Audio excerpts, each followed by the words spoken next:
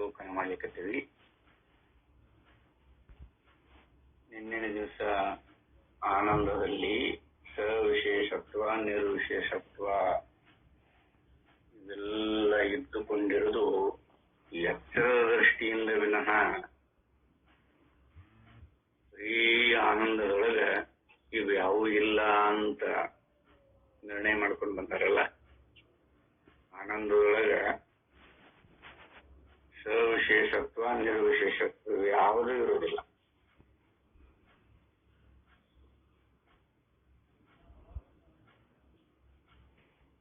ನನ್ನ ಅನೇಕ ದೃಷ್ಟಾಂತಗಳಿಂದೊಡಗೂಡಿ ನಮ್ಮ ಆನಂದ ಅಥವಾ ಪರಮಾರ್ಥ ಬರೀ ಅರಿವು, ಬರೀ ಆನಂದ ಅದು ಈಗ ಐತಿ ಅಂತ ನಾವು ಕಲ್ಪನೆ ಮಾಡ್ಕೊಂಡಿವಿ ಅಂದ್ರೆ ಅದು ಎಚ್ಚರದ ದೃಷ್ಟಿಯಾಗತ್ತೆ ವಿನಃ ಅಥವಾ ಅಂತಃಕರಣಾದಿಗಳ ದೃಷ್ಟಿಯಾಗತ್ತೆ.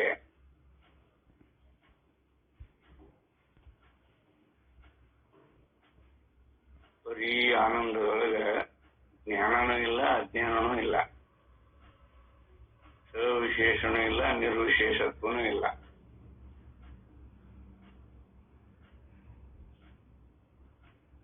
ಅದನ್ನ ಏನಾದ್ರೂ ಕಲ್ಪನೆ ಮಾಡ್ಕೊಳಕತ್ತೇವಿ ಅಂದ್ರೆ ಎತ್ತರದ ಅಂತಃಕರಣಾದಿಗಳಿಂದ ಒಟ್ಟುಗೂಡಿ ಕಲ್ಪನೆ ಮಾಡ್ಕೊಳ್ಳೋದು.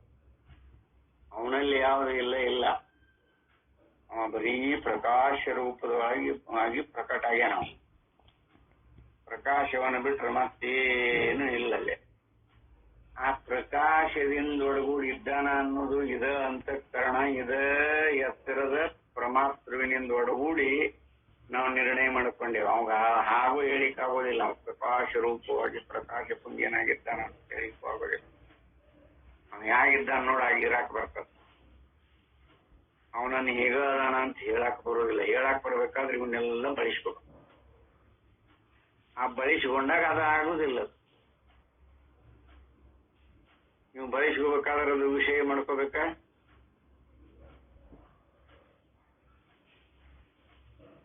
ಈ ಅಂತಃಕರಣಾದಿಗಳಿಗಾಗಲಿ ಈ ಪರಮಾತ್ಮವಿಗಾಗಲಿ ಅವನ ವಿಷಯ ಅಲ್ಲ. ಉಪದೇಶ ಮಾಡೋದು ಹೇಗ? ಅದಕ್ಕನ ಅಧ್ಯಾರೋಪ ಮಾಡಿಕೊಂಡು ಅದ್ರಲ್ಲಿ ಆರೋಪ ಮಾಡ್ಕೊಳ್ಳೋದು. ಮಾಡ್ಕೊಂಡು ಬೋಧ ಸೌಕರ್ಯಕ್ಕಾಗಿ ಇದನ್ನು ಮಾಡೋದೇ ವಿನಃ ಯಥಾರ್ಥವಾಗಿ ಅವನ ಸ್ವರೂಪ ಇಂಥದ್ದು ಅಂತ ಅವನಂಗೆ ಇರಾಕ ಬರ್ತದ. ಆದ್ರೆ ಅವ ಹಿಂಗ ಅದಾನ ಅಂತ ಹೇಳಕ್ ಬರೋದಿಲ್ಲ ನೋಡ್ರಿ. ಎಷ್ಟು ಮಾರ್ಮಿಕ. ಅದಕ್ಕಲ್ಲೇ ನಾವು ಈ ಸವಿಷಯತ್ವ, ವಿಶೇಷತ್ವ ಅಥವಾ ನಿರ್ವಿಶೇಷತ್ವ ಅಂತ ಕರ್ಕೊಂಡಿರಲ್ಲ. ಇದು ಎತ್ತರದ ಪರಮಾತ್ಮವಿನ ದೃಷ್ಟಿಯೊಳಗಿದ್ದಿದ್ದೇ ವಿನಃ ಆ ಆತ್ಮಸ್ವರೂಪದೊಳಗಿದೆ ಎಂದು ಇಲ್ಲ. ಆ ಆನಂದದೊಳಗಿದೆ ಎಲ್ಲಿನೂ ಒಡಂಬು ಬಟ್ಟಿಲ್ಲ. ಆನಂದದೊಳಗೆ ವಿಭಾಗಗಳೇ ಇಲ್ಲ. ಇದು ಪರಮಾರ್ಥದ ಸ್ವರೂಪದ ಅನುಭವ. ಆ ಸ್ವರೂಪನ್ನ ಅನುಭವ ಮಾಡಕ್ ಬರ್ತದೆ. ವಿಷೀಕರಿಸಿಕೊಂಡು ಅದನ್ನ ಹೇಳಲಿಕ್ಕೆ ಬರೋದೇ ಇಲ್ಲ. ಆ ಹೇಳುವಾಗ ಅದಲ್ಲ, ಅದು ಅದರಂಗ ಅಲ್ಲದು. ಹೇಳಿದ್ರೆ ಅದರ ರೂಪ ಬದ್ಲಿನ ಹೇಳ್ತೇವೆ ನಾವು. ಅದರಂಗಾಗಿದ್ದಾಗ ಯಥಾರ್ಥ ಹೇಳ್ಬೇಕಾದಾಗ ಬುದ್ಧಿ ಮನ ಇವೆಲ್ಲ ಕೂಡ್ತಾವಲ್ಲ, ಇವು ತಮ್ಮದಷ್ಟದ್ರಾಗ ಬೆರೆಸ್ತಾವ. ಅದಕ್ಕೆ ಅದನ್ನ ವಿಷಯ ರಾಶಿಯನ್ನಾಗಿ ಮಾಡ್ಕೊಂಡು ನೋಡಕ್ ಆಗೋದಿಲ್ಲ. ಅದು ಸವಿಶೇಷತ್ವನೂ ಅಲ್ಲ, ನಿರ್ವಿಶೇಷತ್ವನೂ ಅಲ್ಲ ಅಂತಾನೆ ಹೇಳ. ಇವತ್ತಿನ ವಿಷಯ ಯಾವುದು ಅಂದ್ರೆ ಸುಖ ದುಃಖಗಳ ವಿಭಾಗ. ಆನಂದದೊಳಗಿರುವ ಸುಖ ದುಃಖಾದಿಗಳ ವಿಭಾಗ ಯಾವ ರೂಪದ್ದು? ಇದು ಎಚ್ಚರದ ಪರಮಾತ್ಮವಿನ ಕಲ್ಪನೆನೇ.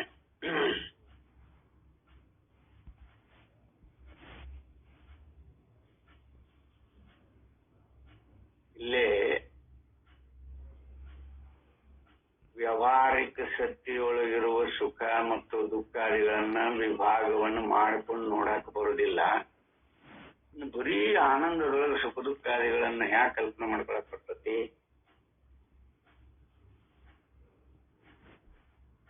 ಸುಖದೊಳಗ ವಿಭಾಗಗಳನ್ನು ಎಂದಾದ್ರೂ ಮಾಡ್ಲಿಕ್ಕೆ ಬಂದೈತೆ ನಮಗ?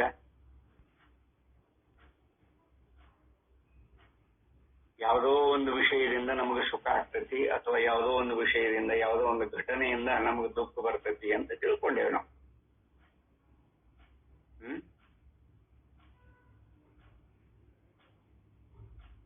ಇಲ್ಲಿ ಯಥಾರ್ಥವಾಗಿ ಅನುಭವಾನುಸಾರಿಯಾಗಿ ನೋಡಿದ್ರೆ ಸುಖ ಆದಾಗ ನೋಡಿ ಇದೆಲ್ಲ ಅಂತಃಕರಣದ ಕ್ರಿಯಾ. ಸುಖ ಆದಾಗ ನಮ್ಮ ಮನಸ್ಸು ಪ್ರಫುಲ್ಲಿತ ಆಗ್ತದೆ, ಅರಳಿಕೊಳ್ಳುತ್ತೆ. ಹೂವು ಹೆಂಗ ಅರಳಿಕೊಂಡು ಮೈ ಹೆದರಿ ತನ್ನ ಸೌಂದರ್ಯವನ್ನು ಹೇಗೆ ಪ್ರಕಟ ಮಾಡುತ್ತದೋ ಹಾಗ ನಮ್ಮ ಮನಸ್ಸು ಸುಖ ಆದಾಗ ಅರಳುತ್ತೆ. ಯಾವುದೇ ವಿಷಯದಿಂದ ಒಳಗೂಡಿ ನೋಡಿದಾಗ ನೋಡ್ರಿ,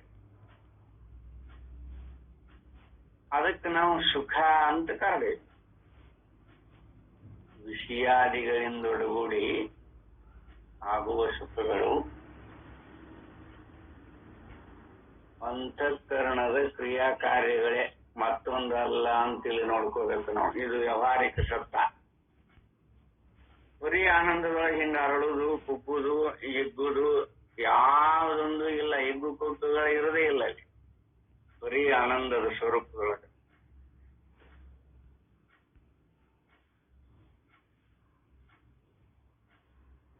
ಆ ಆನಂದ ಪರಬ್ರಹ್ಮಾನಂದದೊಳಗೆ ನಿಂತ ವ್ಯಕ್ತಿಯನ್ನ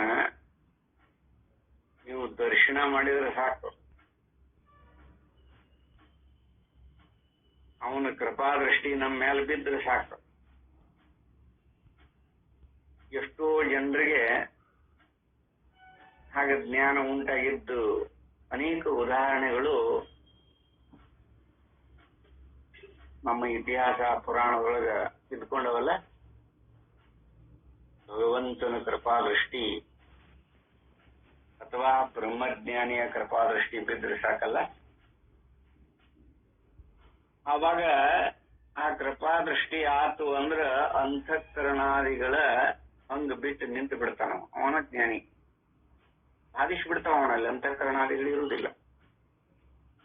ಇನ್ನು ವ್ಯಾವಹಾರಿಕ ಸುಖ ಅದಲ್ಲಿದು. ಇದ್ರೊಳಗೆ ವಿಭಾಗಗಳನ್ನು ಮಾಡ್ಕೊಂಡೇವೆ ನಾವು. ಅದು ಸರಿಯೋ ತಪ್ಪೋ ಅಂತ ಇಲ್ಲಿ ವಿಶ್ಲೇಷಣೆ ಅದ. ಅಂತೂ ಸುಖ ದುಃಖಾದಿಗಳ ವಿಭಾಗ ಅಂತಃಕರಣ ಜನ್ಯದೊಳಗನ ಇದ್ದುಕೊಂಡಿದೆ. ಇದೆಲ್ಲ ಅಂತಃಕರಣ ಜನ್ಯ. ಸುಖ ಬಂದಾಗ ಮನಸ್ಸು ಪ್ರಫುಲ್ಲಿತವಾಗಿ ಅರಳುತ್ತೆ, ದುಃಖ ಬಂದಾಗ ಕುಗ್ಗುತ್ತೆ, ಆಕುಂಚಿನ ಹೊಂದುತ್ತೆ. ಇದ ಕ್ರಿಯಾಕರಣ ಸುಖ ದುಃಖಾದಿಗಳು ಅಂದೇವೆ ನಾವು. ಅಂತಃಕರಣಾದಿ ಕ್ರಿಯಾಕಾರ್ಯಗಳಿಗೆ ನಾವು ಸುಖ ದುಃಖಗಳು ಅಂತ ಕರ್ಕೊಂಡಿದ್ವಿ. ಎಲ್ಲೇ ಅಂತಃಕರಣಾದಿಗಳು ಇರುವಾಗ. ಆದ್ರೆ ಬರೀ ಆನಂದದೊಳಗೆ ಅಂತಃಕರಣಾದಿಗಳೇ ಇರುವುದಿಲ್ಲ. ಅಲ್ಲಿ ಯಾವುದು ಅರಳಿ ನಮಗೆ ಸುಖಂಗ ಭಾಸ ಆಗ್ಬೋದು. ಬರೀ ಆನಂದದೊಳಗ ಅಂತಃಕರಣಾದಿಗಳ ಹಂಗಿಲ್ಲ. ಅಂತಃಕರಣಾದಿ ಹಿಗ್ಗುವಿಕೆ ಕುಗ್ಗುವಿಕೆ ಪರಮಾನಂದ ಅಲ್ಲ.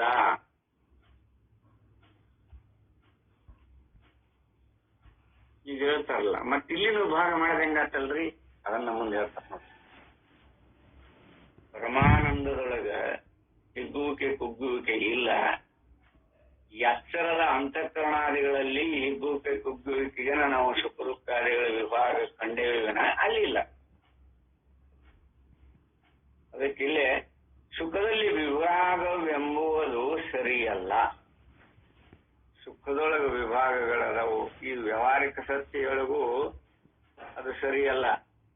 ಅದನ್ನ ಇಲ್ಲಿ ಬಹಳ ಧಾರ್ಮಿಕವಾಗಿ ಹೇಳ್ತಾರೆ. ಎಲ್ಲವೂ ನಿರ್ವಿಶೇಷವಾದ ಬರೀ ಆನಂದವೇ ಆಗಿರುತ್ತಿದ್ದರು ಸುಖ ದುಃಖ ಎಂಬ ವಿಭಾಗವೇಕೆಂಬ ಪ್ರಶ್ನೆಗೂ ಇದೇ ಉತ್ತರವೇ ಸಾಕಾಗಿರುತ್ತದೆ. ಏಕೆಂದರೆ ಪರಮಾರ್ಥ ದೃಷ್ಟಿಯಿಂದ ನೋಡಿದಾಗ ತನಗೆರಡನೆಯದಿಲ್ಲದ ಆನಂದ ಒಂದೇ ಇರುತ್ತದೆ. ನಮಗೆ ನಿಶ್ಚಯ ಆಗಿತ್ತು ಅಂದ್ರೆ ಈ ಪ್ರಶ್ನೆ ಎತ್ಕೊಳ್ಳೋದಿಲ್ಲ. ಪರಮಾರ್ಥ ದೃಷ್ಟಿ ಬಾರದೇ ಇರುವವರಿಗೆ ಈ ಸುಖ ದುಃಖಾದಿಗಳ ಭೇದ ಬಿಡುವುದಿಲ್ಲ. ಎಲ್ಲಿ ತನಕ ಅಂತಃಕರಣ ಇರ್ತಾವ ಅಲ್ಲಿ ತನಕ ಸುಖ ದುಃಖಾದಿಗಳ ಭೇದ ಬಿಡುವುದಿಲ್ಲ. ಪರಮಾರ್ಥ ದೃಷ್ಟಿಯಿಂದ ನೋಡಿದಾಗ ತನಗೆರಡನೆಯದಿಲ್ಲದ ಆನಂದ ಒಂದೇ ಇರುತ್ತದೆ. ದೃಷ್ಟಿ ಅಂತೂ ಎರಡು ಅದವಲ್ಲ, ವ್ಯಾವಹಾರಿಕ ದೃಷ್ಟಿ, ಪಾರಮಾರ್ಥಿಕ ದೃಷ್ಟಿ ಅಂತ. ಪ್ರಾತಿಭಾಷಿಕ ಇದ್ದುಕೊಂಡಿರಲಿ, ಅದು ಇರಲಿ, ವ್ಯವಹಾರದೊಳಗೆ ಬಳಸುವಂತ ಮಾತು. ಪ್ರಾಮುಖ್ಯವಾಗಿ ಇಲ್ಲಿ ವ್ಯವಹಾರ ಮತ್ತು ಪಾರಮಾರ್ಥ ಎರಡನ್ನು ಇಲ್ಲಿ ತಗೊಂಡಾರ. ಅಂತೂ ಪಾರಮಾರ್ಥ ದೃಷ್ಟಿಯಿಂದ ನೋಡಿದಾಗ ತನಗೆರಡನೆಯದಿಲ್ಲದ ಆನಂದ ಒಂದೇ ಇರುತ್ತದೆ. ಅದರಲ್ಲಿ ಸಂಖ್ಯಾವಾಚಕ ಇಲ್ಲ, ಕಾಲ ದೇಶಾದಿಗಳಿಲ್ಲ, ಅದಕ್ಕಿಂತ ಬೇರೆಯಾದ ಅವಸ್ಥೆಯಾಗಲಿ ಸುಖ ದುಃಖ ವಿಭಾಗವಾಗಲಿ ಇರುವುದೇ ಇಲ್ಲ. ನೇರವಾಗಿ ಆನಂದ ಒಂದರ ಸ್ವರೂಪ ಹೇಗಿರ್ತತಿ ಅಂತ ಹೇಳ್ತಾರೆ. ಆ ಆನಂದ ಯಾವ ಕಾಲ ದೇಶದ ನಿಮಿತ್ತದಿಂದ ಒಳಗೂಡಿ ಆಗುವುದಲ್ಲ. ನೆನಪಿಟ್ಕೊಂಡಿರ್ಬೇಕು. ಯಾವ ಕಾಲ ದೇಶಾದಿಗಳ ಅಪೇಕ್ಷೆಯಿಂದ ಅದಾತು ಅಂದ್ರ ಅದ ನಿತ್ಯ, ಅದ ಆನಂದ ಅಲ್ಲ, ಬರೀ ಆನಂದ ಅಲ್ಲದು. ಕಾಲ ದೇಶಾದಿಗಳಿಗೆ ಕಟ್ಟು ಬಿದ್ದು ಆಗುವ ಸುಖ ವಿಭಾಗ ರೂಪದಿಂದ ತೋರುತ್ತೆ. ಆ ಸುಖದೊಳಗೆ ದುಃಖ ಸುಖ ಈಗ ವಿಭಾಗಗಳು ಆಗತ್ತೆ. ಕಾಲ ದೇಶಕ್ಕೆ ಕಟ್ಟು ಬಿದ್ದು ಮತ್ತದ್ರಾಗ 1, 2 ಅನ್ನುವ ಸಂಖ್ಯೆನೂ ಇಲ್ಲ. ಅದಕ್ಕಿಂತ ಬೇರೆಯಾದ ಅವಸ್ಥೆಯಾಗಲಿ ಸುಖ ದುಃಖ ವಿಭಾಗವಾಗಲಿ ಇರುವುದೇ ಇಲ್ಲ.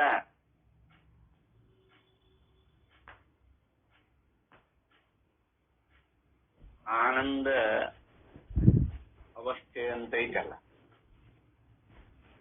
ಅದಕ್ಕೆ ತುರ್ಯಾವಸ್ಥೆ ಅಂತಾರ, ಆನಂದ ಸ್ವರೂಪ ಅಂತಾರ, ಪಾರಮಾರ್ಥಿಕ ದೃಷ್ಟಿ ಅಂತಾರ, ಆತ್ಮ ಸ್ವರೂಪ ಅಂತ. ಏನು ಬಗೆ ಬಗೆ ಹೆಸರು, 108 ಹೆಸರಲ್ಲ, ಸಹಸ್ರಾರು ಹೆಸರುಗಳಿಂದ ಅವನನ್ನು ವರ್ಣನ ಮಾಡ್ಕೊಂಡು ಬಂದದ್ದು ಉಂಟಲ್ಲ.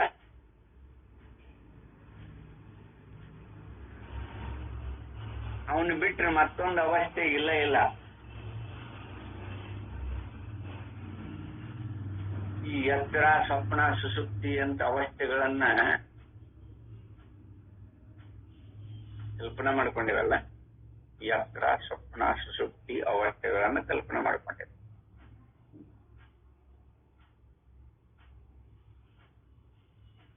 ಬರೀ ಆನಂದದ ಸ್ವರೂಪದ ಅವಸ್ಥೆಯನ್ನು ಬಿಟ್ಟು ಎತ್ತರ ಸ್ವತಂತ್ರವಾಗಿ ಎಲ್ಲರ ಯಾರ್ಯಾರ ಅನುಭವಕ್ಕೆ ಬಂದೈತನ. ಇಲ್ಲೇ ಪರಮಾತ್ಮವಿನ ದೃಷ್ಟಿ ಇಟ್ಟು ನೋಡಿಕೊಂಡಾಗ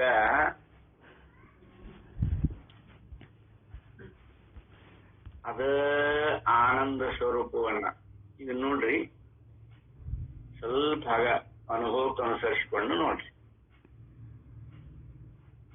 ಇದು ಎತ್ತರ ಅಂತ ನಿರ್ಣಯ ಮಾಡಿದವ್ರು ಯಾರು? ನಾವ್ ಏನೋ ಮಾಡಿದ್ರು ಈ ಪರಮಾತ್ಮಗೆ ಎತ್ತರಗೈತಿ ಅಂತ ಹೇಳ್ತೇವೆ. ಬಹಳ ಪ್ರಯತ್ನ ಪೂರ್ವಕವಾಗಿ ನಾವು ಪರಿಶೋಧನೆ ಮಾಡಿದಾಗ ಈ ಪರಮಾತ್ಮಗೆ ಎತ್ತರ, ಪರಮಾತ್ರು ಎತ್ತರದ ಸಮಕಾಲದೊಳಗೆ ಪ್ರವೇಶ ನೀವ.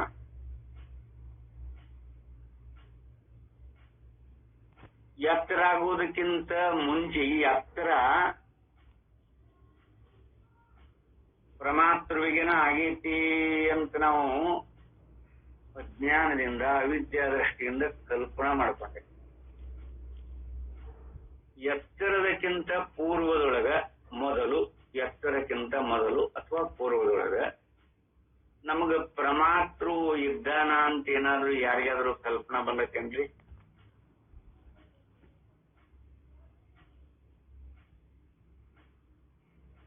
ಆ ಎತ್ತರದ ಪೂರ್ವದ ಸ್ಥಿತಿ ಏನದಲ್ಲ ಅದು ಆನಂದ ಸ್ವರೂಪ. ಅದನ್ನ ಈ ಎತ್ತರದ ಪರಮಾತೃವಿನಿಂದ ಒಡಗೂಡಿ ತೋರುವಾಗ ನೋಡ ಅದ ಆನಂದನ ಇಲ್ಲಿ ತೋರುತ್ತೆ. ಬೇರೆ ಯಾವುದೊಂದು ಇಲ್ಲ, ಬೇರೆ ಅವಸ್ಥೆಗಳಿಲ್ಲ ಇಲ್ಲ. ಅದಕ್ಕಿಂತ ಬೇರೆಯಾದ ಅವಸ್ಥೆಯಾಗಲಿ ನೋಡಲ್ಲಿ ಅವಸ್ಥೆ ಅವನಿಗಿಂತ ಬೇರೆ ಬರೀ ಆನಂದ ಸ್ವರೂಪದೊಳಗಿರುವಂತಹ ಅವಸ್ಥೆಯನ್ನು ಬಿಟ್ರೆ ಯಾವ ಅವಸ್ಥೆಗಳು ಇಲ್ಲ, ಇರೋದೊಂದೇ ಅವಸ್ಥೆ.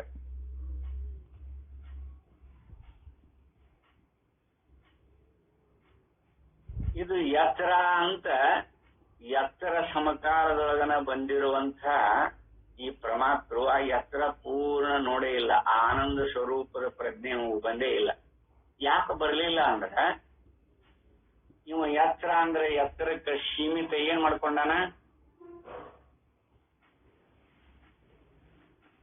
ಶರೀರ, ಇಂದ್ರಿಯ, ಅಂತಃಕರಣ, ಪರಮಾತ್ಮ ಇವುಗಳಿಂದ ಒಡಗೂಡಿ ಆದಿ ಭೌತಿಕ, ಆದಿ ದೈವಿಕ, ಆಧ್ಯಾತ್ಮಿಕ ಪ್ರಪಂಚಗಳನ್ನ ಕಲ್ಪನಾ ಮಾಡಿಕೊಂಡು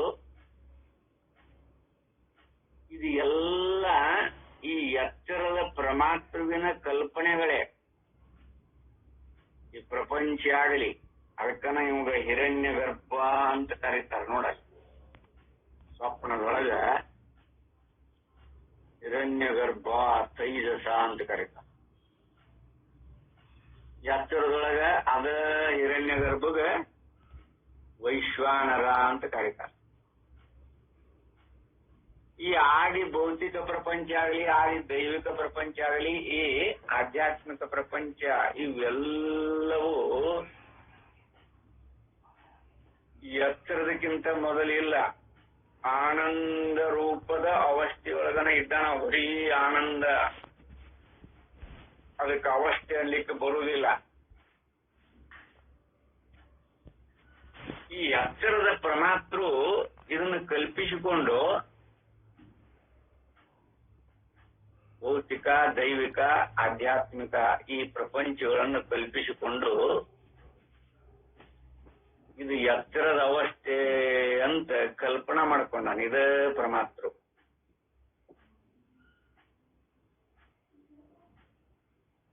ಅಂದ್ರೆ ಈ ಎಚ್ಚರದ ಪರಮಾತ್ರುವಿನ ಕಲ್ಪನೆಯೊಳಗ ಭೌತಿಕ ಪ್ರಪಂಚ ಐತಿ, ದೈವಿಕ ಪ್ರಪಂಚ ಐತಿ, ಆಧ್ಯಾತ್ಮಿಕ ಪ್ರಪಂಚವನ್ನೊಳಗೊಂಡು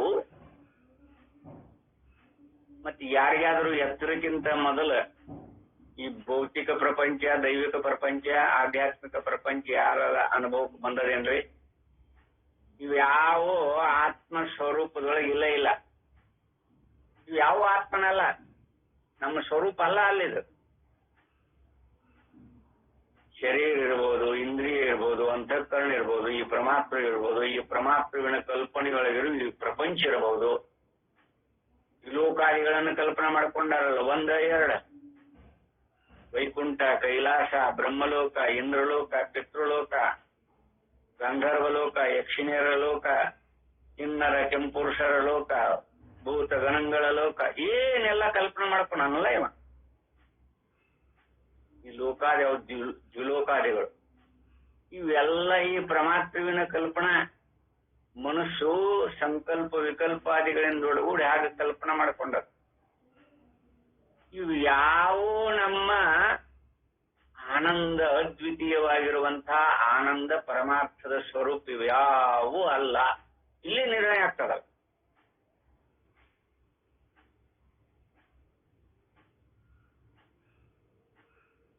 ಪರಮಾರ್ಥ ಸ್ವರೂಪದೊಳಗ ಅಥವಾ ಆತ್ಮಾನುಭವದೊಳಗ ಇವು ಯಾವಾದ್ರೂ ಇದ್ದುಕೊಂಡದ್ದು ಎತ್ತರಕ್ಕಿಂತ ಪೂರ್ವದೊಳಗ ಪರಮಾರ್ಥ ಸ್ವರೂಪದೊಳಗನ ಅಥವಾ ಆತ್ಮಾನುಭವದೊಳಗನ ಅಥವಾ ಪರಬ್ರಹ್ಮನ ಸ್ವರೂಪದೊಳಗನ ನಾವಿರ್ತೇವೆ.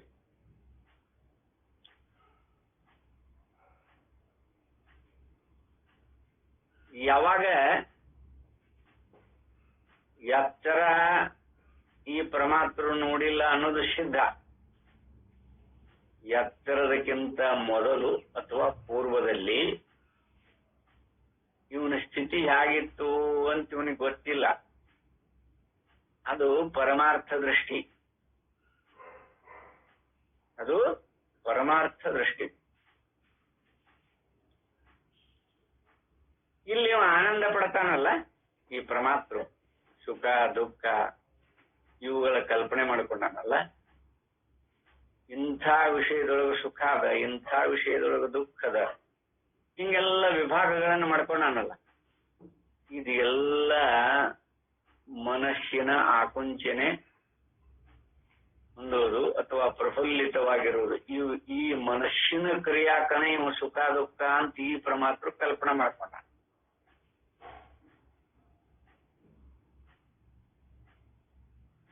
ಯಾವ್ದಾದ್ರು ಒಂದು ಒಳ್ಳೆ ಸಂತೋಷದ ಸುದ್ದಿ ಬಂದಾಗ, ಅಥವಾ ಒಬ್ಬ ವಿದ್ಯಾರ್ಥಿ ಇಡೀ ಆ ರಾಜ್ಯಕ್ಕನ ಫಸ್ಟ್ ರ್ಯಾಂಕ್ ಬಂದಿದ್ದ ಅಂದ್ರೆ ಅವಾಗ ಎಷ್ಟು ಆನಂದ ಆಗ್ತೈತಲ್ಲ, ಅವಾಗ ಮನಸ್ಸು ಒಂದು ಪ್ರಫುಲ್ಲಿತವಾಗಿ ಪ್ರಕಟ ಆಗತ್ತೆ, ಅವಾಗ ಅವಾಗ ಆನಂದ ರೂಪ ಆಗತ್ತೆ. ಅದ ಇನ್ನೊಬ್ಬ ವಿದ್ಯಾರ್ಥಿ, ನಾನು ನೀನು ಕೂಡಿ ಅಭ್ಯಾಸ ಮಾಡಿದ್ವಿ, ನನಗ 5ನೇ ರ್ಯಾಂಕ್ ಬಂತು, ಅವಾಗ ಅಸಮಾಧಾನ. ನಾನು ಅವನಂಗ ಬಿಡಿಸೀನಿ, ಆದ್ರೆ ನನ್ನ ದೈವ ಹಿಂಗದ ನೋಡಂತ ನೋಡ, ನನಗ 5ನೇ ರ್ಯಾಂಕ್ ಬಂತು. ರ್ಯಾಂಕ್ ಏನೋ ಬಂದದ, ಆದ್ರೆ ಇವನ ಮನೋಕಲ್ಪನೆ ಏನದ, ನಾ ಅವನಕ್ಕಿಂತ ಬುದ್ಧಿವಂತ, ಎಷ್ಟೋ ಸಲಹೆ ಸೂಚನೆಗಳನ್ನ ಅವನಿಗೆ ಹೇಳೇನ್ ನಾನು. ಇಬ್ರು ಕೂಡ ಕಂಬೈನ್ಡ್ ಸ್ಟಡಿ ಮಾಡ್ತಿದ್ರಲ್ಲ, ಅವನಿಗೆ ಎಷ್ಟೋ ಪ್ರಾಬ್ಲಮ್ಸ್ ನಾ ಸಾಲ್ವ್ ಮಾಡಿ ಕೊಟ್ಟೇನೆ ಅವನಿಗೆ. ಆದ್ರೆ ನನಗೆ 5ನೇ ರ್ಯಾಂಕ್ ಬಂದದ, ಅವನು ಪ್ರಥಮ ರ್ಯಾಂಕ್ ಬಂದ. ಇವು ಅಸಮಾಧಾನಗಳು. ಇವನ ಮನಸ್ಸು ಪ್ರಫುಲ್ಲಿತ ಆಗುದಿಲ್ಲ, ಅವಾಗ ಆಕುಂಚಿನ ಹೊಂದುತ್ತೆ. ಅಂದ್ರೆ ವ್ಯಾವಹಾರಿಕ ಸತ್ಯದೊಳಗ ಅಥವಾ ಸುಖ ದುಃಖಾದಿಗಳ ಕ್ರಿಯಾಕಾರ್ಯಗಳೆಲ್ಲವೂ ಮನಸ್ಸಿನ ವೈಶಾಲ್ಯತೆ ಮತ್ತು ಅದರ ಆಕುಂಚತೆ ಇದರಿಂದ ಒಡಗೂಡಿ ಈ ಸುಖ ದುಃಖಾದಿಗಳು ಇರ್ತವೆ ವಿನ ಅವು ಅನಿತ್ಯ, ಶಾಶ್ವತ ಹಾಗೆ ಇರುವುದಿಲ್ಲ ಅವು. ನೋಡ್ರಿ ಹಾಗ ಇದಕ್ಕನ ಸುಖ ದುಃಖಾದಿಗಳ ವಿಭಾಗಗಳನ್ನ ಈ ಪರಮಾತ್ಮವಿನ ಕಲ್ಪನೆಯಿಂದೊಡಗೂಡಿ ಇದೆ. ಆದ್ರೆ ಬರೀ ಆನಂದ ಅಥವಾ ಬರೀ ಪರಮಾರ್ಥ ಅಥವಾ ಪರಬ್ರಹ್ಮ ಅಥವಾ ಆತ್ಮಾನುಭವದೊಳಗೆ ಇವೆ ಯಾವೂ ಇದ್ದುಕೊಂಡಿಲ್ಲ. ಅಲ್ಲಿ ಪರಮಾತ್ಮನ ಇಲ್ಲಲ್ಲ. ಇದೆಲ್ಲ ಇದೇ ಭೌತಿಕ ಪ್ರಪಂಚದೊಳಗಿನ ಆಗು ಹೋಗುಗಳನ್ನು ಅನುಸರಿಸಿಕೊಂಡು ಅಂತಃಕರಣದ ವೃತ್ತಿ ವಿಶೇಷಗಳಿಗೆನೆ ನಾವು ಸುಖ ದುಃಖಾದಿಗಳು ಅಂತ ಕಲ್ಪನೆ ಮಾಡ್ಕೊಂಡೆ. ಆದ್ರೆ ಅದ ಅಂತಃಕರಣ ಬಾಧಿಸಿಕೊಂಡು ಪರಮಾರ್ಥದ ನೆಲೆಯನ್ನು ಕಂಡಂತ ಜ್ಞಾನಿಗೆ, ಆತ್ಮಸ್ವರೂಪದ ನೆಲೆ ಕಂಡಂತ ಜ್ಞಾನಿಗೆ ಅದೆಲ್ಲ ಮನುಷ್ಯನ ವಿಕಲ್ಪಗಳು ಮನಸ್ಸೊಮ್ಮೆ ಉಲ್ಲಾಸಭರಿತವಾಗಿ ಹಕ್ಕಿಯಂಗ ಹಾರಾಡ್ತವೆ, ಮತ್ತೊಮ್ಮೆ ಪಾತಾಳಕ್ಕೆ ಬಿದ್ದಷ್ಟು ದುಃಖ ಪಡ್ತವೆ.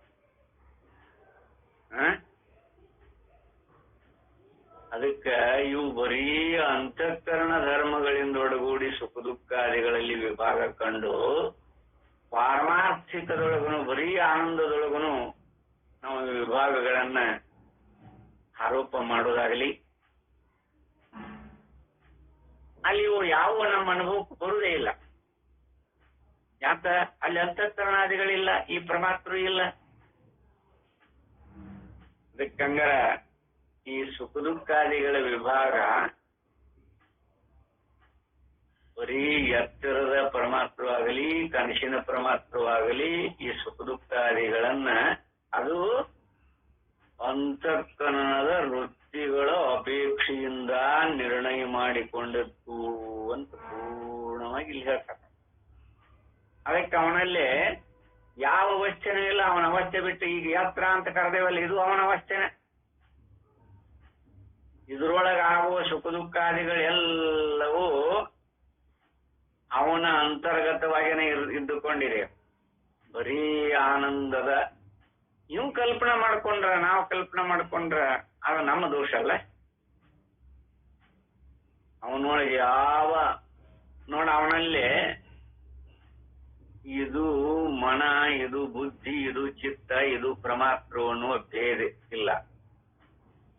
ಬರೀ ಆನಂದದೊಳಗೆ ಯಾವ ಪ್ರಪಂಚದೊಳಗಿರುವಂತ ಈ ಆಧ್ಯಾತ್ಮಿಕ ಪ್ರಪಂಚದ ಭೇದಗಳು ಯಾವ ಇಲ್ಲ. ಅಖಂಡ ಆನಂದದು. ಈ ಭೇದಗಳನ್ನು ಈ ಪರಮಾತ್ಮರು ವ್ಯವಹಾರಕ್ಕ ಅದಕ್ಕನೇ ಹೇಳಿದ್ರವರಲ್ಲಿ. ಅಲ್ಲಿ ಸಂಖ್ಯೆ ಇಲ್ಲ, ಕಾಲ ದೇಶಾದಿಗಳಿಲ್ಲ. ಅವನ ದೃಷ್ಟಿಯೊಳಗ ಏನಾದ್ರೂ ಕಾಲ ದೇಶ ಏನಾದ್ರೂ ಇದೆಯೇನ್ರಿ? ಅಲ್ಲಿ ಸಂಖ್ಯಾವಾಚಿಕ ಏನಾದ್ರೂ ಐತೆ ಆತ್ಮಸ್ವರೂಪದೊಳಗ? ಇಲ್ಲೇ ನಾವು ಕಾಲವನ್ನು ನಿರ್ಣಯ ಮಾಡಿವಲ್ಲ. ಕಾಲ ಯಾವ್ದು ಕಾಲ? ಯಥಾರ್ಥವಾಗಿ ಅನುಭವಕ್ಕೆ ಅನುಸರಿಸಿಕೊಂಡು ನೋಡಿದ್ರೆ ಹಗಲು 12 ತಾಸು, ರಾತ್ರಿ 12 ತಾಸಿಗೆ ಒಂದು ದಿನ ಅಂತ ಮಾಡ್ಕೊಂಡೇವೆ, ಒಂದು ದಿವಸ. ಸೂರ್ಯನ ದೃಷ್ಟಿಯೊಳಗೆ 12 ತಾಸು ಹಗಲು, 12 ತಾಸು ರಾತ್ರಿ ನಿರ್ಣಯ ಮಾಡ್ಕೊಳ್ರಿ. ಯಾಕೆ ಬರುತ್ತೆ? ನಾವು ರಾತ್ರಿ ಏನಾದ್ರು ಕಂಡಾನ? ಇದನ್ನ ವ್ಯವಹಾರಕ್ಕೆ ಕಲ್ಪನಾ ಮಾಡ್ಕೊಂಡ ಇದ ಪರಮಾತ್ಮ ಅಂತೀರಾ ಅಥವಾ ಸೂರ್ಯನ ಮಾಡ್ಕೊಂಡಾನ ಅಂತ ಹೇಳ್ತೀರಾ? ಸೂರ್ಯನ ದೃಷ್ಟಿಯೊಳಗೆ ರಾತ್ರಿ ಕತ್ಲೆ ಅನ್ನೋದಿಲ್ಲ ಇಲ್ಲ. ಮತ್ತ ಅವಾಗ ಗಂಟೆ ನಿಮಿಷಗಳು ಇಲ್ಲ. ಏನು ಸೂರ್ಯನಲ್ಲಿ ಗೀಟ್ ಹಾಕಿವೆ ನಾವು 1, 2, 3, 4, 5, 6, 7, 8, 9, 10, 11, 12 ಗಡಿಯಾರದೊಳಗೆ ಮುಳ್ಳು ಹೋಗುತ್ತಲ್ಲ, ಈಗಿಷ್ಟು ಗಂಟೆ ಆಯ್ತು ಹೇಳ್ತದಲ್ಲ. ಸೂರ್ಯನಲ್ಲಿ ಏನಾದ್ರು ಹಾಗೇನಾದ್ರು ಗಂಟೆ ನಿಮಿಷ ಏನಾದ್ರು ಉಂಟಾ?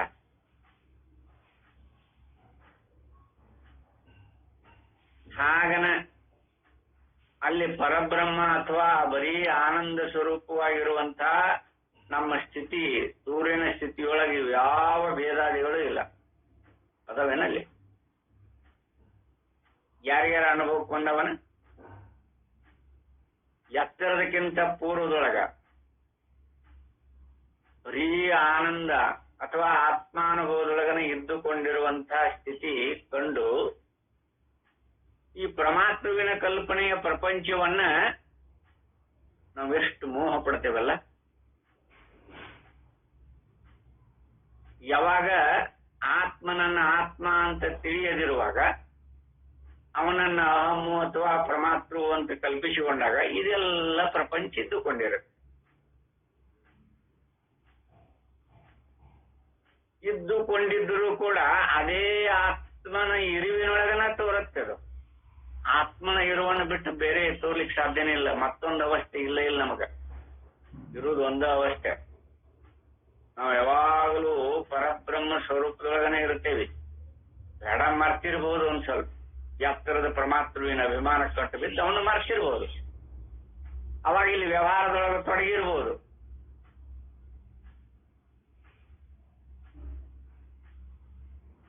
ಅದಕ್ಕೆ ಈ ಎತ್ತರದ ಬುದ್ಧಿ ಹಿಂಗೆಲ್ಲ ನಿರ್ಣಯ ಮಾಡ್ಕೊಂಡಿರ್ತಾರೆ.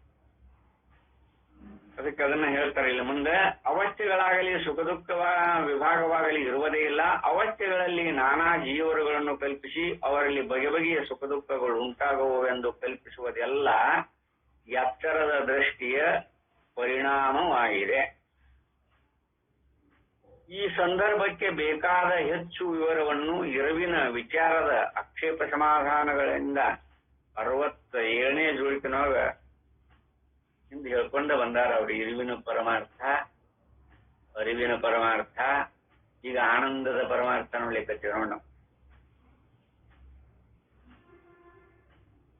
ಆನಂದ ಯಾವಾಗ ಇಲ್ದಂಗಾಗೈತ್ರಿ ಹೇಳ್ರಿ? ಆನಂದ ಯಾವಾಗ ಇಲ್ದಾಗೈತಿ ಹೇಳ್ರಿ? ನೀವು ಪರಮಾತ್ಮರು ಅಂತ ತಿಳ್ಕೊಂಡಾಗೂ ಆನಂದ ಆಗೈತಿ, ಅಂತಃಕರಣಾದಿಗಳು ಅಂತ ತಿಳ್ಕೊಂಡಾಗೂ ಆನಂದ ಆಗೈತಿ. ಯಾವಾಗ ಆನಂದ ಆಗಿಲ್ಲ? ಯಾವಾಗ ಆನಂದ ಇಲ್ದಂಗ ಯಾವಾಗ ಆಗೈತಿ ಹೇಳ್ರಿ? ಮತ್ತಿದ ಆನಂದ ಅಲ್ಲೇನ? ಅದೇ ಪರಬ್ರಹ್ಮನನ್ನ ಇನ್ನೊಂದು ರೂಪದೊಳಗ, ಭೌತಿಕ ಪ್ರಪಂಚದ ರೂಪದೊಳಗ ನೋಡುದು ಆನಂದ ಅಲ್ಲೇನ? ನಿಸರ್ಗ ರಮಣೀಯವಾಗೈತಿ ಅಂತ ಎಷ್ಟು ಅವಲೋಕನ ಮಾಡ್ಲಿಕ್ಕೆ ಎಲ್ಲೆಲ್ಲೂ ಹೋಗಿ ನೋಡಿ ಬರ್ತೇವಲ್ಲ, ಅವಾಗ ಆನಂದ ಅಲ್ಲೇನು? ಈಗಂತೂ ವಾಟ್ಸಪ್ನಾಗ ಎಲ್ಲ ಬಿಡ್ತಾರೆ ಬಿಡ್ರಿ, ಎಂತೆಂತ ಆಶ್ಚರ್ಯಕರವಾಗಿರುವಂತಹದ್ದು, ರುದ್ರ ರಮಣೀಯವಾಗಿರುವಂತಹದ್ದು, ಭಗವಂತನ ರೂಪ ಭೇದಗಳನ್ನು ಎಲ್ಲ ನೋಡಿ ಆನಂದ ಪಡ್ತೇವಲ್ಲ. ಈ ಆನಂದ, ಈ ಪ್ರಮಾತೃವಿನಿಂದ ಒಡಗೂಡಿರುವ ಆನಂದ, ಆದ್ರೆ ಇದು ಅನಿತ್ಯ, ನಿತ್ಯ ಅಲ್ಲ. ಒಮ್ಮಿದ್ದು ಇನ್ನೊಮ್ಮೆ ಇಲ್ದಂಗ ಆಗ್ತದೆ. ಯಾತ್ರೋತ್ವ ಅಂದ್ರೆ ಈ ಭೌತಿಕ ಪ್ರಪಂಚ, ಈ ಅಂತಃಕರಣ, ಈ ಶರೀರ, ಈ ಜೀವರಾಶಿಗಳು ಎಲ್ಲವೂ ಹೋಗ್ಬಿಡ್ತಾವ. ಯಾತ್ರೋತ್ವ ಅಂತ ಇರ್ತವೆ. ನೀವು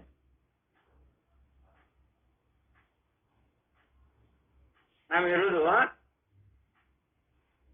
ಆನಂದ ಸ್ವರೂಪದೊಳಗನ ಇರ್ತೇವೆ. ಯಾವ ಅವಸ್ಥೆ ಬಂದ್ರು ಆನಂದ ಸ್ವರೂಪದಾಗ ಇರ್ತೇವೆ. ಇದು ತುಂಬಾ ಕಷ್ಟ ನೋಡ್ಕೊಳ್ಳೋದು. ಪರಮಾತ್ಮವಾಗಿ ನೋಡಿದೀವಿ ಅಂದ್ರೆ ಅದು ಎಂದೂ ಆ ಆತ್ಮಾನುಭವ ಆಗ್ಲಿಕ್ಕೆ ಸಾಧ್ಯನೇ ಇಲ್ಲ. ಪರಮಾತೃತ್ವವನ್ನು ಕಳಿಸಿಕೊಂಡಾಗನ.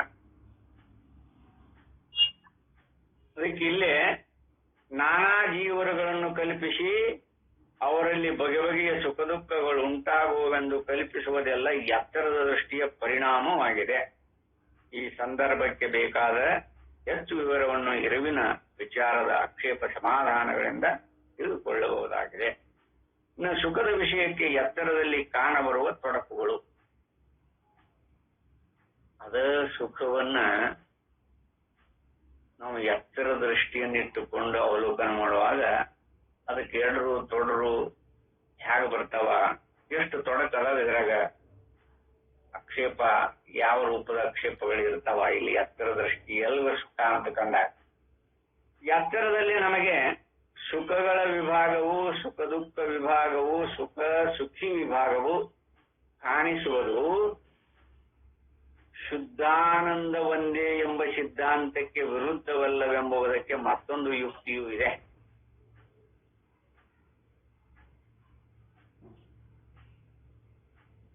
ನೋಡ್ರಿ, ಇದು ಎತ್ತರದ ಅವಸ್ಥೆ ಐತಲ್ಲ, ಇದು ಪರಿಪೂರ್ಣವಾಗಿರುವ ಆನಂದದ ಸ್ವರೂಪವೇ, ಮತ್ತ ಅದನ್ನ ಬಿಟ್ಟರೆ ಬೇರೆ ಅಲ್ಲ ಅಂತ ಹೇಳ್ತಾರ. ಅದೇನೆಂದರೆ, ಅದಕ್ಕೊಂದು ಯುಕ್ತಿ ಹೇಳ್ತಾರ. ಅದೇನೆಂದರೆ, ಎತ್ತರದಲ್ಲಿ ನಮಗೆ ತೋರುವ ಸುಖಗಳ ಸ್ವರೂಪವನ್ನು ನಮ್ಮ ಎತ್ತರದ ಬುದ್ಧಿಯು ನಿರ್ಧರಿಸುವುದಕ್ಕೆ ಸಮರ್ಥವೇ ಆಗಿರುವುದಿಲ್ಲ.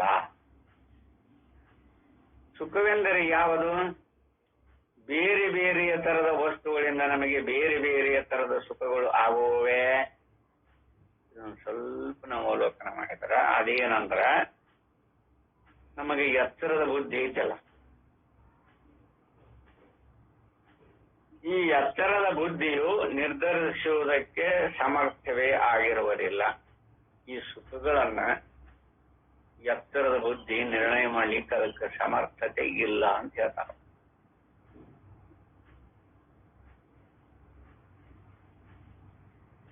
ಬುದ್ಧಿ ನೋಡ್ರಿ, ನೀವು ಅನುಭವಕ್ಕೆ ಅನುಸರಿಸಿಕೊಂಡು ನೋಡ್ರಿ.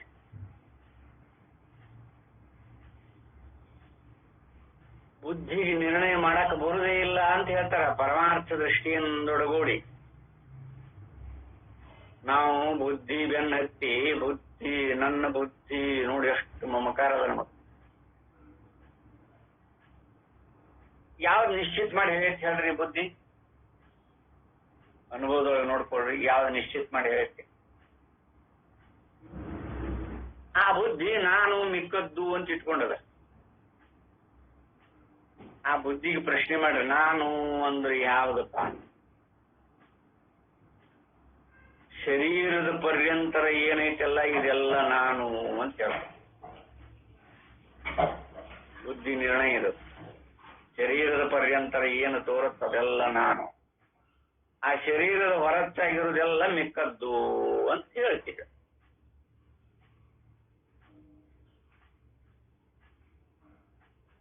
ಅವಾಗ ನಾನ ನೋಡ್ತೀನಿ, ನಾನ ಕೇಳ್ತೀನಿ, ನಾನ ಹೋಗ್ತೀನಿ, ನಾನ ನಿಲ್ತೀನಿ, ಈಗ ನಾನ ಕೂಡ್ತೀನಿ ಅಂತೆಲ್ಲ ಮಾಡ್ಕೊಳತ್ತಲ್ಲ. ಅಲ್ಲಿ ಕ್ರಿಯಾ ಕ್ರಿಯಾರೂಪಗಳೆಲ್ಲವೂ ನಾನ ಅಂತ ಹೇಳ್ಕೊಳ್ಳೋದು. ಶರೀರ ಉಪಾಧಿ ಇಟ್ಕೊಂಡು ಮಾಡುದು, ಕೇಳುದು, ನೋಡುದು, ಮುಟ್ಟುದು, ಮುಸುದು ಇದೇನದಲ್ಲ, ಇದನ್ನೆಲ್ಲ ನಾನಾ ಅಂತ ಬುದ್ಧಿ ನಿರ್ಣಯ ಮಾಡ್ಕೊಳ್ತೈತಿ ಅಂತ ಇಟ್ಕೊಳ್ಳಿ.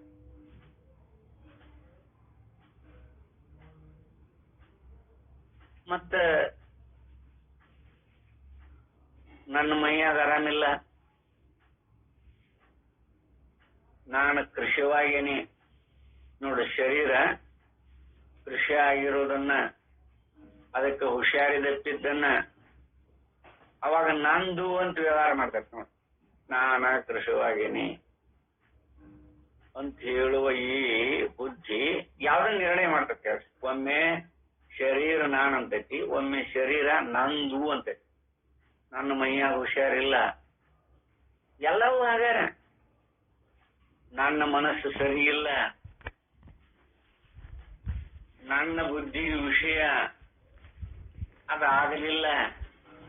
ಬುದ್ಧಿ ಯಾವ್ದನ್ನ ನಿರ್ಣಯ ಮಾಡೈತೆ ಅಂತೀರಿ? ಇದು ಎತ್ತರದೊಳಗೆ ಇರುವಂತ ಬುದ್ಧಿ ಯಾವುದನ್ನು ಬರೀ ವಿಷಯ ರಾಶಿಗಳನ್ನ ನಿರ್ಣಯ ಮಾಡಕ್ ಆಗದೇ ಇರುವಂತ ಬುದ್ಧಿಯನ್ನ ನಂಬಿ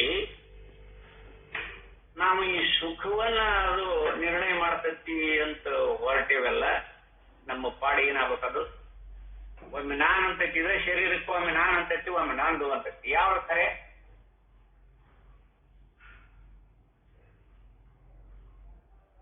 ಈ ಬುದ್ಧಿ ನಿರ್ಣಯ ನೋಡಕ ಬುದ್ಧಿಯಿಂದೊಡಗೂಡಿ ನಾವು ಏನೆಲ್ಲ ಕ್ರಿಯಾ ಕಾರ್ಯಗಳನ್ನು ಮಾಡ್ತೇವಿ, ವ್ಯವಹಾರದೊಳಗೆ ಅವಾಗ ಜ್ಞಾನ ಅಂತ ಕರಿಬಹುದು. ವ್ಯವಹಾರ ಸತ್ಯವಾಗ ಪಾರಮಾರ್ಥಿಕ ದೃಷ್ಟಿಯೊಳಗೆ ಅವನಂತ ದೊಡ್ಡನೇ ಅವನಲ್ಲ. ಬುದ್ಧಿ ಯಥಾವತ್ತವಾಗಿ ನಿರ್ಣಯ ಮಾಡುವ ಯೋಗ್ಯತೆ ಅದಕ್ಕಿಲ್ಲ. ಈ ಹತ್ತಿರದಾಗಿರುವ ವಸ್ತುಗಳ ನಿರ್ಣಯನ ಅದು ಮಾಡ್ಕೊಳ್ಳೋದಿಲ್ಲ. ತನ್ನ ಶರೀರನ ಒಮ್ಮೆ ನಾನಂತತಿ, ಒಮ್ಮೆ ನಂದು ಅಂತತಿ. ಶರೀರಕ್ಕಿಂತ ಪ್ರಾಣ ಹೆಚ್ಚು ಅಂತತಿ. ನೋಡಲ್ಲಿ, ಶರೀರಕ್ಕಿಂತ ಪ್ರಾಣ ಹೆಚ್ಚು ಅಂತತಿ. ನನ್ನ ಪ್ರಾಣ ಉಳಿದ್ರೆ ಸಾಕ್ರಿ, ಅದನ್ನು ಬೇಕಾದ್ರೆ ಕಾಲ ಕಳೆದು ಒಯ್ಯಿರಿ ಅಂತ. ನಾನು ಉಳಿದ್ರೆ ಸಾಕಲ್ಲ. ನೋಡಲ್ಲಿ, ನಾನೇ ಪ್ರಾಣ ಅಂತ ವ್ಯವಹಾರ ಮಾಡ್ಕೊಳಕ್ಕೆ ಆ ಬುದ್ಧಿ ಯಾವ್ದನ್ನ ನಿರ್ಣಯ ಮಾಡೈತೆ? ನಿಶ್ಚಿತವಾಗಿ ಯಾವ್ದಾರ ನಿರ್ಣಯ ಮಾಡೈತೆ ನೋಡ್ರಿ ಅದು ಬುದ್ಧಿ. ಯಾವುದನ್ನು ಮಾಡುವುದಿಲ್ಲ. ಆದ್ದರಿಂದ ನಮ್ಮ ಎತ್ತರದ ಬುದ್ಧಿಯು ನಿರ್ಧರಿಸುವುದಕ್ಕೆ ಸಮರ್ಥವೇ ಆಗಿರುವುದಿಲ್ಲ. ಸುಖವೆಂದರೆ ಯಾವುದು? ಬೇರೆ ಬೇರೆಯ ತರದ ವಸ್ತುಗಳಿಂದ ನಮಗೆ ಬೇರೆ ಬೇರೆಯ ತರದ ಸುಖಗಳು ಆಗುವುವೆ. ಇದನ್ನು ನೋಡಿ. ಈಗ ಅವನೇನೋ ರಾಜ್ಯಕ್ಕನ ರ್ಯಾಂಕ್ ಬಂದಿದ್ದ, ಅವನ ಮನಸ್ಸು ಉಲ್ಲಾಸಭರಿತವಾಗಿ, ಅವನ ಮನಸ್ಸು ಹೂವಿನಂಗ ಅರಳಿ, ಅವನು ಬಹಳ ಸಂತೋಷ ಇತ್ತಲ್ಲ. ಇನ್ನೊಬ್ಬನಿಗೆ ಕರ್ನಾಟಕ ಸ್ಟೇಟ್ ಲಾಟ್ರಿ ಹೊಡೆದು ಅವಗೊಂದು 10 ಲಕ್ಷ ರೂಪಾಯಿ ಬಂಪರ್ ಬಹುಮಾನ ಬಂದಿತ್ತು ಅಂತ ಇಟ್ಕೋರಿ, ಅವನಿಗೂ ಸಂತೋಷ ಆಗತ್ತೆ.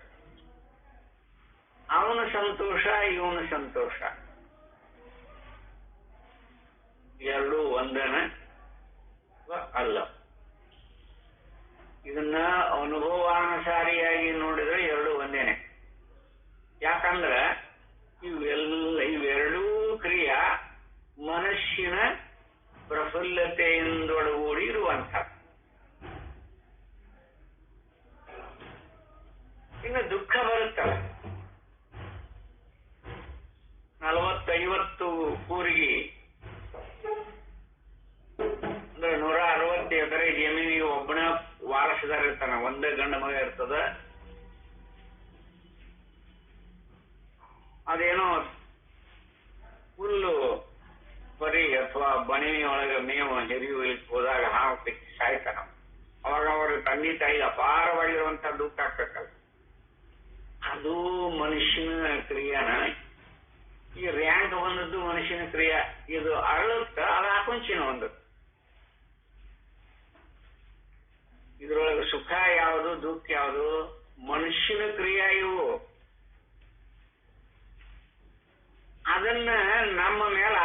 ಮಾಡ್ಕೊತೇವೆ ನೋಡ, ಅಹಮ್ಮಿನ ಮೇಲೆ ಅಥವಾ ಪ್ರಮಾತ್ಮನ ಮೇಲೆ ಆರೋಪ ಮಾಡ್ತೇವೆ. ಅಂತಃಕರಣಾದಿಗಳ ಕ್ರಿಯಾಕಾರ್ಯಗಳನ್ನ ಆರೋಪ ಮಾಡಿಕೊಂಡು ನಾವು ಸುಖಿ ನಾವು ದುಃಖಿ ಅಂತ ವಿಭಾಗಗಳನ್ನು ಮಾಡ್ಕೊಂಡಿವಲ್ಲ, ಇವು ಅನಿತ್ಯ ಮಾತ್ರ. ಆ ಸುಖ ಶಾಶ್ವತವಾಗಿರುವುದಲ್ಲ. ಅದು ಅಂತಃಕರಣಾದಿಗಳಿಂದ ಒಡಗೂಡಿ ಆಗುವ ಸುಖ, ಅದು ವಿಷಯಾದಿಗಳ ಸುಖ. ಅದು ಅಂತಃಕರಣ ಕ್ರಿಯಾ. ಮನಸ್ಸು ಒಮ್ಮೆ ಪ್ರಫುಲ್ಲಿತ ಆಗ್ತದ, ಒಮ್ಮೆ ಆಕುಂಚನ ಹೊಂದದ.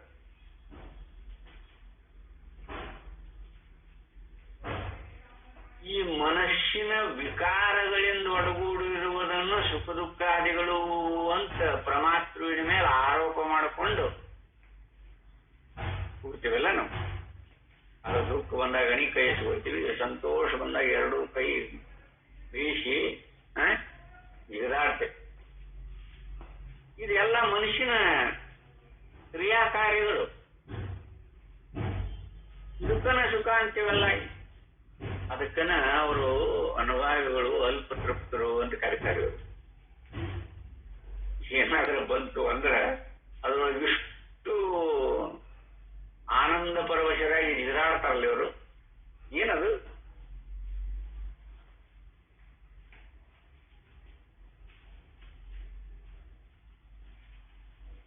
ಅದಕ್ಕ ಬರೀ ಮನಸ್ಸಿನ ಕ್ರಿಯಾ ಕಾರ್ಯಗಳಿಗಿನ, ಅಂತಃಕರಣ ಕ್ರಿಯಾ ಕಾರ್ಯಗಳಿಗಿನ ಸುಖ ದುಃಖಾದಿಗಳ ವಿಭಾಗ ಮಾಡಿಕೊಂಡು ಇದರ ಆರೋಪವನ್ನು ನಮ್ಮ ಯಥಾರ್ಥವಾಗಿರುವ ಬರೀ ಆನಂದದ ಒಳಗೆ ಸುಖ ದುಃಖಾದಿಗಳ ವಿಭಾಗ ಐತಿ ಅಂತ ಕಲ್ಪನೆ ಮಾಡ್ತಾನೆ ಪರಮಾತ್ಮ. ಎಷ್ಟರ ಮಟ್ಟಿಗೆ ಸತ್ಯದು? ಯಾಕೆ ಹೋತಂದ್ರೆ ಇದ್ರ ಸಮೇತ ಎಲ್ಲ ಹೋಗ್ಬಿಡ್ತಾರೆ, ಏನು ಇರುವುದಿಲ್ಲ. ಅಂತಃಕರಣಾದಿಗಳು ಇರುವುದಿಲ್ಲ, ಶರೀರ ಇರುವುದಿಲ್ಲ, ಪ್ರಾಣ ಇರುವುದಿಲ್ಲ, ಯಾವುದೊಂದು ಇರುವುದಿಲ್ಲ. ಇನ್ನೊಂದು ಅವಸ್ಥೆಗೆ ಹೋದಾಗ ನಿದ್ರೆಯೊಳಗೆ ಏನದ? ಇಲ್ಲಿ ವಿಭಾಗ ಮಾಡಿಕೊಂಡು ಇಷ್ಟೆಲ್ಲ ವ್ಯವಹಾರ ಮಾಡಿಕೊಂಡು ಸಂತೋಷ ಪಟ್ಟವನು ಇದೇ ಎತ್ತರದ ಅವಸ್ಥೆ ಒಳಗೆ ಇರ್ತಾನ, ದುಃಖ ಪಟ್ಟವನು ಇದೇ ಎತ್ತರದ ಅವಸ್ಥೆ ಒಳಗೆ ಇರ್ತಾನ. ಈ ಎತ್ತರ ಹೊತ್ತಂದ್ರೆ ಮುಗಿದು ಹೋಯ್ತಲ್ಲ. ಅದು ದುಃಖಿ ಇದ್ದಂತ ಪುರುಷರಲ್ಲಿ, ಸಂತೋಷ ಪಟ್ಟಂತ ಪುರುಷರಲ್ಲಿ ಎಲ್ಲರೂ ಹೋಗ್ಬಿಡುತ್ತೆ. ನಿದ್ರೆಯೊಳಗೆ ಶರೀರ ಐತಿ ಅಂತ ಜೊತೆ ಕಲ್ಪನೆ ಇಲ್ಲ. ಹೋಗ್ಲಿ, ನಿದ್ರೆಯೊಳಗೆ ಲಿಂಗ ಭೇದಾದಿಗಳಿಲ್ಲ, ನಾ ಗಂಡು ಹೆಣ್ಣು ಎಂಬುವ ಭೇದ ಇಲ್ಲ, ಒಪ್ಪಣ, ಎಲ್ಲ ಒಪ್ಪಣ. ಶರೀರನ ಇಲ್ಲ ಅಂದ್ಮೇಲೆ ಲಿಂಗ ಭೇದಾದಿಗಳು ಎಲ್ಲಿ ಸಿಕ್ಕ? ಅಲ್ಲಿ ಪ್ರಾಣರೈತಿ ಅಂತ ಅನುಭವ ಮಾಡ್ರಿ.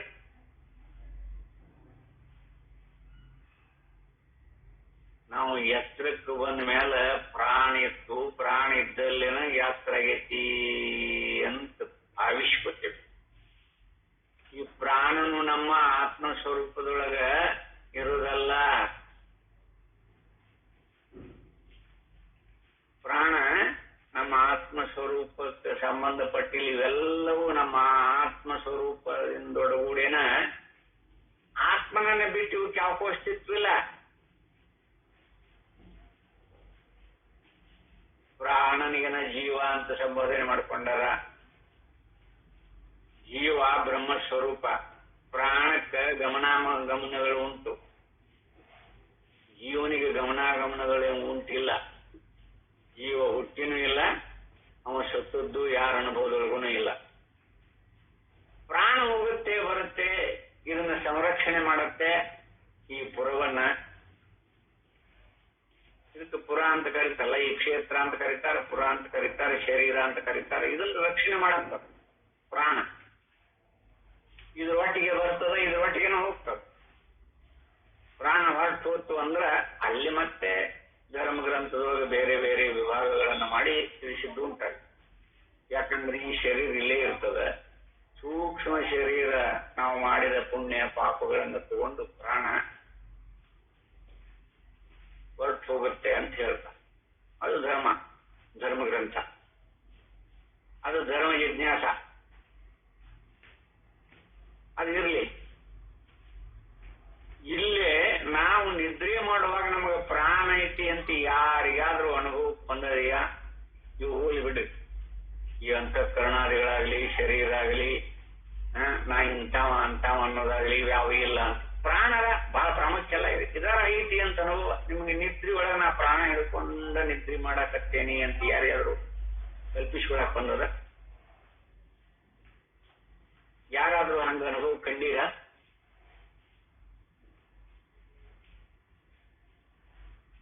ಎಚ್ಚರಕ್ಕೆ ಬಂದ ಮೇಲೆ ನಾನು ಎತ್ತರ ಆಗೇನಿ ಅಂದ ಮೇಲೆ ಈ ಪ್ರಾಣ ಅಲ್ಲಿ ಇತ್ತು ಅಂತ ಭಾವನೆಯೊಳಗೆ ಭಾವನಾತ್ಮಕವಾಗಿ ತಿಳ್ಕೊತ. ಪ್ರಾಣನ ಇರ್ಲಿಲ್ಲ ಅಂದ್ರೆ ಎತ್ತರ ಯಾರಿಗೆ ಆಗುತ್ತದೆ ಅಂತ ನೋಡು. ಪ್ರಾಣ ಇದ್ರೆ ಎತ್ತರ ಆಗತ್ತ, ಇಲ್ಲ ಅಂದ್ರೆ ಆಗೋದಿಲ್ಲಲ್ಲ. ನೋಡ್ರಿ, ಪ್ರಾಣ ಇದ್ರೆ ಮಾತ್ರ ಎತ್ತರ ಆಗತ್ತ, ಪ್ರಾಣ ಇರ್ಲಿಲ್ಲ ಅಂದ್ರೆ ಎತ್ತರ ಆಗೋದಿಲ್ಲ. ಹಂಗಾರೆ ಎತ್ತರದಕ್ಕಿಂತ ಪೂರ್ವದೊಳಗ ಪ್ರಾಣ ಯಾವ ರೂಪದಿಂದ ಇತ್ತು? ಯಾರ್ಯಾರು ಅನುಭವ ಬಂದಕ್ಕೆ ಎತ್ತರ ಆಗೋದಕ್ಕಿಂತ ಪೂರ್ವದೊಳಗ ಪ್ರಾಣ ಇತ್ತು ಅಂತ ಯಾರ್ಯಾರ ಅನುಭವ ಬಂದಕ್ಕೆ ಅನುಭವ ನೋಡ್ಕೊಂಡು ಇಲ್ಲೇ ಶಾಸ್ತ್ರ ಹೇಳತ್ತೇನೋ ಖರೆ ನಿಜ. ಎತ್ತರ ಆಗೋದಕ್ಕಿಂತ ಪೂರ್ವದೊಳಗ ಪ್ರಾಣ ಸಹಿತ ನಾನು ಇದ್ದೆ ಅಂತ ಯಾರಿಗಾದ್ರೂ ಅನುಭವ ಬಂದದ? ಯಾವ ಆತ್ಮಸ್ವರೂಪಕ್ಕೆ ಸಂಬಂಧನ ಪಟ್ಟಿಲ್ಲ.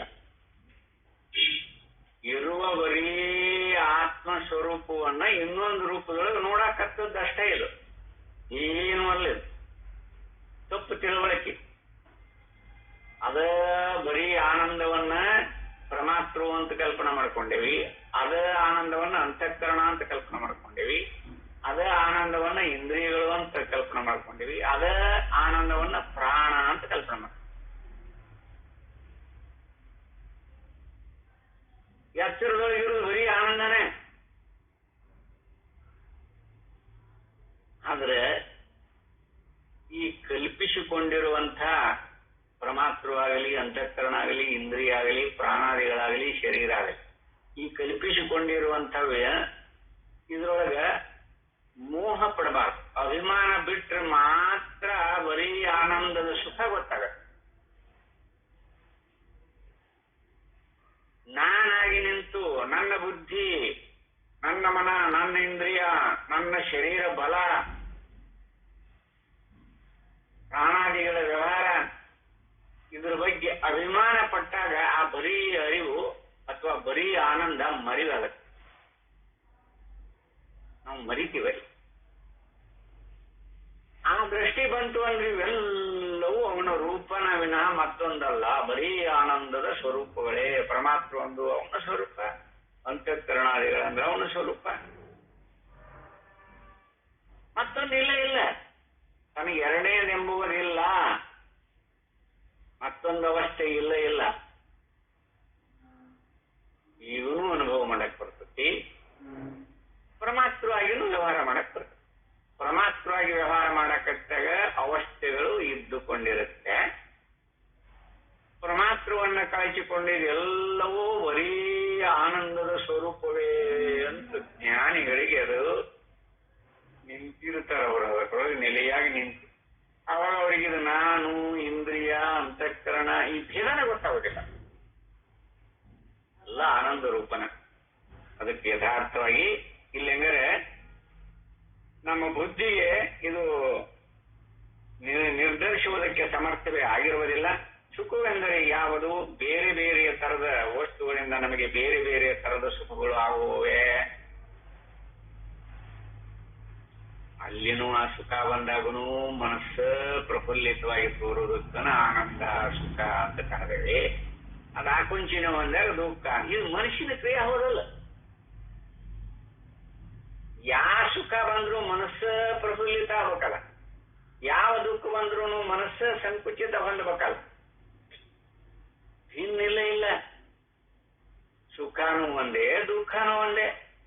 ಅವಾಗ ಮನಸ್ಸು ಆಕುಂಚಿನ ಹೊಂದೋದಕ್ಕೆ ದುಃಖ ಅಂತ ಕರ್ಕೊಂಡಿವಿ, ಪ್ರಫುಲ್ಲಿತವಾಗೋದಕ್ಕೆ ಸುಖ ಅಂತ ಕರ್ಕೊಂಡಿವಿ ನಾವು. ಅದು ಯಾವ ಸುಖಾದಿಗಳು ಬರೀ ಆನಂದದಂತೆ ಆನಂದಗಳಲ್ಲ ಅಂತ ಹೇಳ್ತಾರ. ಇನ್ನು ಸ್ವರೂಪದಲ್ಲಿ ಯಾವುದಾದ್ರೊಂದು ಭೇದವಿದೆ ಅಂದರೆ ನೋಡಿ, ಅವುಗಳಿಗಿರುವ ಸ್ವರೂಪ ಭೇದವು ಯಾವ ಯಾವುದು ನೋಡಿ ಇಲ್ಲಿ. ಹಂಗಾರೆ ಬೇರೆ ಬೇರೆ ತರದ ಸುಖ ಆಗ್ತಾವು ಅಂತಂದ್ರ ಅವುಗಳಿಗೆ ಆಗೋದಾದ್ರೆ ಅವುಗಳಿಗಿರುವ ಸ್ವರೂಪ ಭೇದವು ಯಾವುದು? ಅಲ್ಲಿ ಭೇದ ಮಾಡ್ಲಿಕ್ಕೆ ಬರುವುದಿಲ್ಲ. ಎಲ್ಲ ಮನುಷ್ಯನ ವೃತ್ತಿ ಅಥವಾ ಮನುಷ್ಯನ ಕ್ರಿಯಾ.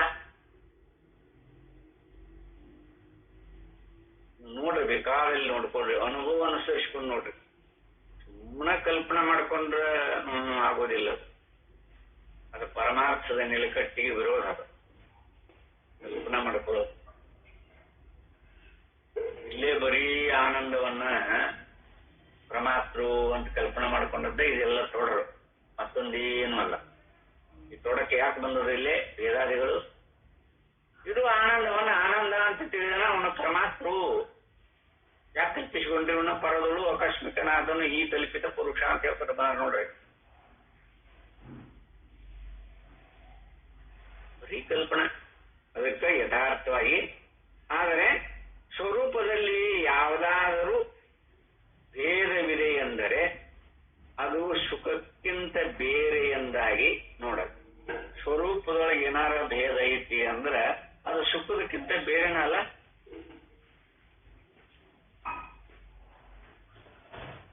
ಸ್ವರೂಪದಲ್ಲಿ ಯಾವುದಾದರೂ ಭೇದವಿದೆ ಎಂದರೆ ಅದು ಸುಖಕ್ಕಿಂತ ಬೇರೆ ಎಂದಾಗಿ ದುಃಖವೇ ಆಗಬೇಕಾಗುತ್ತದೆ.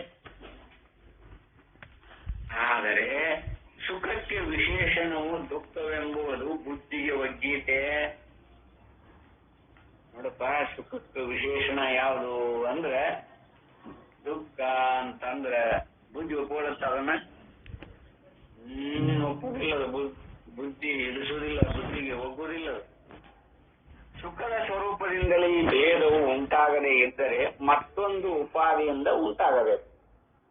ಸುಖದ ಸ್ವರೂಪದಿಂದಲೇ ಈ ಭೇದವು ಉಂಟಾಗದೇ ಇದ್ದರೆ ಮತ್ತೊಂದು ಉಪಾದಿಯಿಂದ ಉಂಟಾಗಬೇಕು. ಯಾವುದು ಉಪಾದಿ? ಆ ಉಪಾದಿ ಯಾವುದು? ಏನು ವಿಷಯವೇ ಆಶ್ರಯನಾದ ಜೀವಾತ್ಮನೆ ವಿಷಯದ ಸ್ವರೂಪವೇ ಇಂಥದ್ದೆಂದು ನಿರ್ಣಯಿಸುವುದಕ್ಕೆ ಆಗುವಂತಿಲ್ಲ. ಹೀಗಿರುವಲ್ಲಿ ಅದರಿಂದ ಸುಖದಲ್ಲಿ ವಿಭಾಗವಾಗಲಿ ಭೇದವಾಗಲಿ ಹೇಗೆ ಉಂಟಾಗುವುದೆಂಬುದನ್ನು ತಿಳಿಯುವುದು ಆದೀತೆ. ಇನ್ನು ಆಶ್ರಯನಾದ ಜೀವನ ಸ್ವರೂಪವೂ ಅಷ್ಟೇ. ಸುಖ ದುಃಖಾದಿಗಳಿಗೆ ಆಶ್ರಯ ಜೀವ ಅಂತ ಕರ್ಕೊಂಡ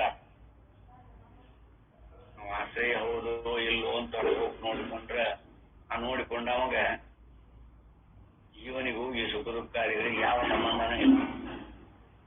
ಅವನ ಮೇಲೆ ಆರೋಪ ಮಾಡೋದಷ್ಟೇ ಇದೆ ಕೆಲಸ. ಆರೋಪ ಮಾಡ್ಕೊಂಡು ನನಗಾಗೈತಿ, ಏನೋ ಮಗ ಬಹಳ ವ್ಯವಹಾರ ಮಾಡಕ್ ಹೋಗಿ ಏನೇನೋ ಗದ್ದಲಾಗಿ ಎಲ್ಲ ಕೈಯಾಗಿ ಬಿದ್ದದ್ದೆಲ್ಲ ಕಳ್ಕೊಂಡು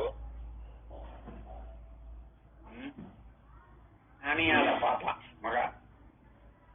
ಅದನ್ನ ತಂದೆ ಅದಾವ ಮಗನ ದುಃಖ ತನ್ನ ದುಃಖ ಅಂತ ತನ್ನ ಮೇಲೆ ಆರೋಪ ಮಾಡ್ಕೊಳ್ಳೋದಿಲ್ಲ.